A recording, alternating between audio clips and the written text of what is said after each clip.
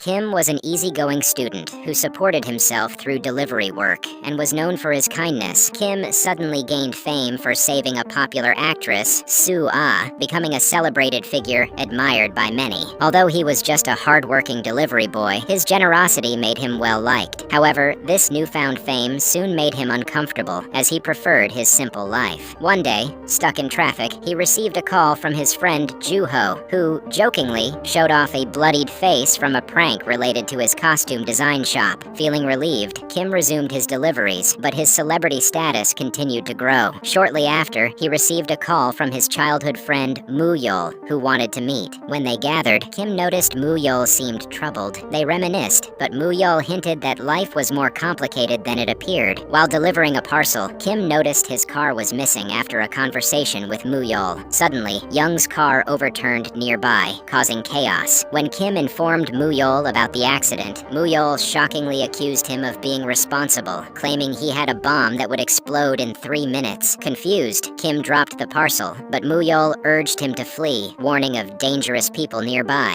Moo-yeol slipped a card into Kim's pocket for hospital expenses, asked for forgiveness, and then took Kim's car, leaving him to escape a pursuing crowd. Moments later, a bomb exploded, killing Moo-yeol. Meanwhile, members of the opposition party plotted to blame Kim for President Young's murder to distract from their own actions. Kim received a call from Yoo-mi, who informed him about Young's death. Rushing to her house, Kim learned that the president had died in a bomb explosion, and police were investigating the connection to another bombing. Kim recounted to Yoo-mi that someone had earlier handed him a parcel, suggesting he was implicated in the president's death. Confused and scared, he mentioned that people were searching for him. The news then revealed that the bomb was a remote-controlled device, which could be detonated from a distance. Kim noticed an RC car at Yumi's house and recalled that she made similar cars. Doubts began to creep in, and he started questioning Yumi's involvement, unsure if he could trust her. Just then, the doorbell rang at Yumi's house. Yumi wondered if it was a delivery for her car, but Kim confronted her, accusing her of deceit and involvement in the murder. Upset, he attempted to leave, but Yumi attacked him. Despite her aggression, Kim couldn't fight back. As they struggled, both fell unconscious. A person outside began to break down the door. When Kim regained consciousness, he managed to escape through the kitchen window, though someone shot at him during his escape. Although he narrowly avoided injury, the attacker pursued him. Meanwhile, a large organization was actively hunting Kim, monitoring him through various security cameras. While running for his life, Kim ducked into a supermarket to hide. He pretended to shop, but overheard a conversation revealing that a large organization was after him. Seeking refuge, he found a bathroom but was in a panic. Suddenly, someone knocked on the bathroom door, making Kim anxious. He knocked back but received no response. Then, he heard someone enter the adjacent bathroom. Just then, he heard a gunshot, intensifying his fear. Someone was aiming a gun at him, and as shots rang out, Kim fled. However, the attacker caught up to him. Thinking quickly, Kim used a body spray he had purchased to spray the assailant in the face, then escaped in a waiting taxi. Meanwhile, at a press conference, a senior police officer stated that they never expected someone like Kim to commit such an act. He called it a diplomatic incident, but assured the public that a strong team was dedicated to capturing Kim. The officer questioned how Kim could have killed President Young and promised that he would be caught and punished, as he was not fit for their country. On the other hand, Kim was hiding and trying to call his friend Joo-ho, who was in a dire situation. Joo-ho had been brutally attacked by the team searching for Kim, suffering severe beatings as they demanded information about Kim's whereabouts. At that moment, Kim received a phone call. The people on the other end spoke casually and tried to extract his location from Joo-ho. Realizing Joo-ho was in danger, Kim spoke up. In response, Kim claimed he could prove his innocence by revealing a hidden camera recording their conversation about Joo-ho, threatening to take the footage to the police. This caused the callers to flee in fear. Feeling relieved, Kim headed to the police station with the video, believing he would finally escape his troubles. However, just then, someone brutally killed Joo-ho. Kim was powerless to save his friend. The situation worsened when Kim saw the killer's face and realized it was his own. Terrified and confused, he hesitated at the police station, unable to turn over the video. He started running again but was caught and taken to a black car, where a police officer named Hwang, affiliated with the opposition party, awaited him. After a while, Kim regained consciousness. Hwang confronted him, asking why he had killed the president and his friend. Kim insisted he was innocent. Hwang then showed him a CCTV CCTV video of Kim in a phone booth, saying he would kill the president. Kim denied it, claiming he didn't know who the person in the video was. Hwang explained that there was someone who looked just like him, and that all the evidence pointed to Kim. He advised Kim to confess to the crimes to save himself, but warned that he was in a precarious situation. As Hwang's car approached the police station, another vehicle suddenly crashed into it, causing Hwang's car to flip. A helmeted figure emerged from the other car, allowing Kim to escape. He fled to a nearby manhole, where he met a man named Mr. Mill, who warned Kim that running away was futile since there were cameras everywhere in Korea. He advised Kim that this was the safest place for him, or else he would end up dead. Upon hearing this, Kim grew angry and asked Mr. Mill how he recognized the cat. Mr. Mill replied that the cat had known him for a long time, which was why it had attacked. He warned Kim that a strong flow of water would soon surge through the manhole, so they needed to leave quickly.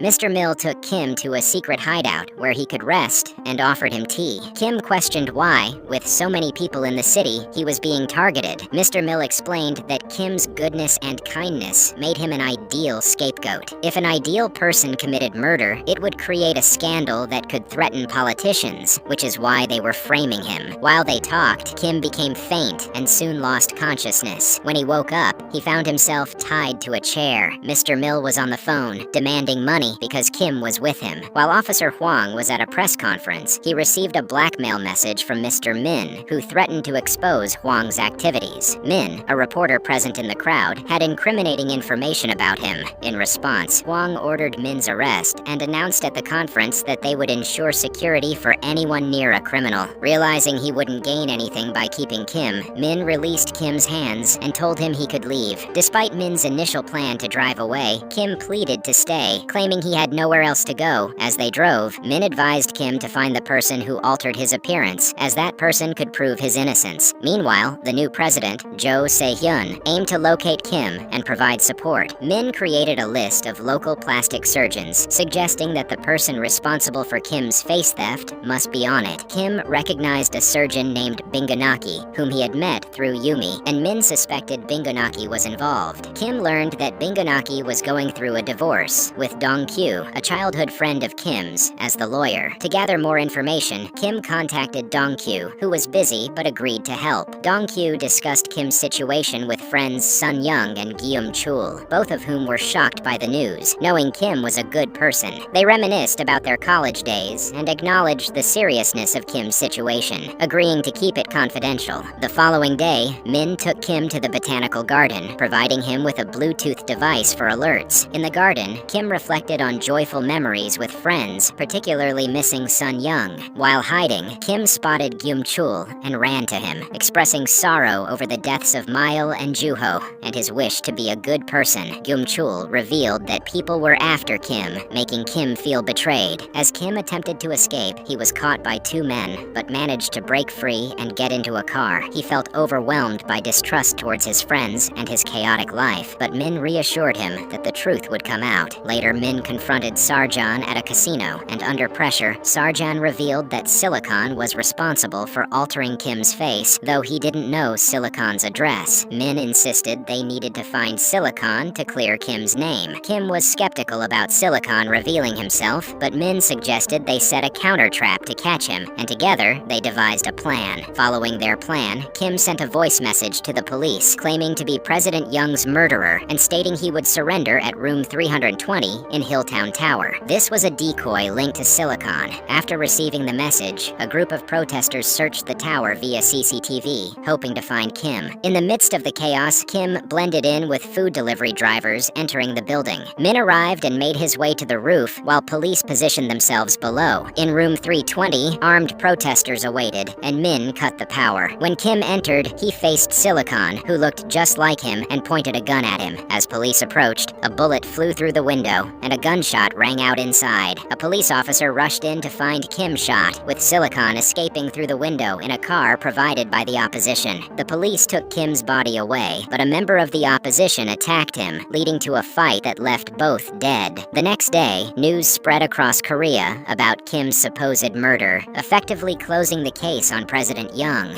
Meanwhile, Gyum-chul spoke to the media, falsely claiming that Kim had killed President Young. This devastated Kim, realizing his friend friend was lying about him. Gyum-chul later asserted he was forced to speak against Kim and expressed his pride in their friendship, but the police took him away. The next morning, Kim called into Sunny World Radio, revealing he was alive and urging the public to see that he had been framed. He declared, "I am Kim, the supposed murderer," explaining that his death had been faked. This revelation went viral, increasing pressure on the opposition, and the government announced they would protect Kim and hold conspirators accountable. Kim also spoke to children about his struggles and expressed regret for not telling them he loved them. Sun Young reassured him of his feelings, saying he had loved Kim since college. News spread that Kim would appear publicly at 4 p.m., exciting the city's residents, who viewed him as a hero. However, the opposition was still hunting for him. They briefly captured and beat him, but Kim cleverly suggested they cut his ropes. He escaped through a manhole, swept away by rushing water. Sun Young monitored the footage, anticipating Kim's emergence. Eventually, Kim surfaced and was greeted by a girl who invited him into a car with a red carpet. The city celebrated their hero, and Kim stood on the carpet, reuniting with his beloved friends and finding a new purpose in life.